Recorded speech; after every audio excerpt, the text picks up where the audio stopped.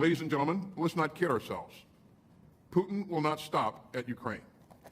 But as President Biden has said, Ukraine can stop Putin if we stand with Ukraine and provide the weapons that it needs to defend itself. Ukraine's survival is on the line, and all of our security is on the line. We will continue to stand together to resist Putin's campaign of conquest, and we will continue to keep the faith with the people of Ukraine. Now, Ukraine's troops face harsh conditions and hard fighting, and Ukraine's civilians endure a constant barrage of Russian missiles and Iranian drones. But Ukraine won't back down, and neither will the United States. So our message today is clear. The United States will not let Ukraine fail. This coalition will not let Ukraine fail, and the free world will not let Ukraine fail. Russia has paid a staggering cost for Putin's imperial dreams. At least 315,000 Russian troops have been killed or wounded since Putin's all-out invasion in February of 2022. Russia has squandered up to $211 billion to equip, deploy, maintain, and sustain its imperial aggression against Ukraine. Evening. Please, I do not know the statement of the French president about this.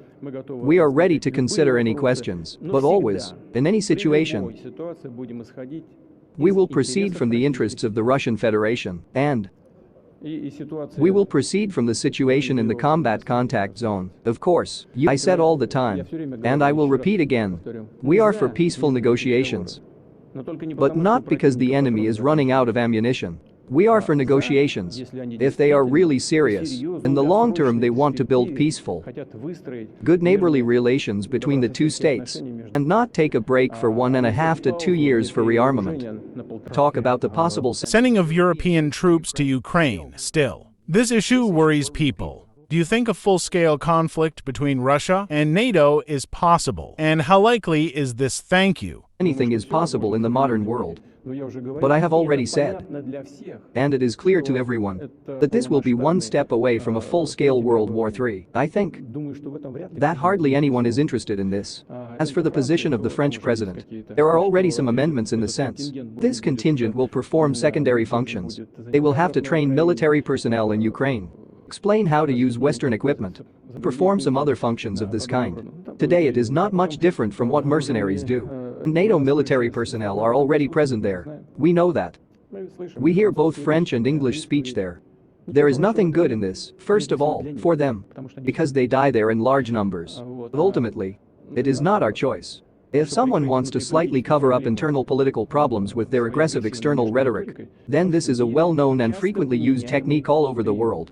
But I would really like France to play not a role. That leads to aggravation of the conflict, to its aggravation, so that it does not provoke this situation.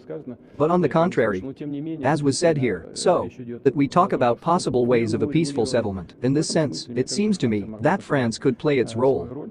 All is not lost yet, but, nevertheless, I would like to end with words of gratitude to the Russian people, Russian voters. I want to emphasize once again that we will do everything in our power to achieve national development goals in all areas. Thank you, all the best, goodbye.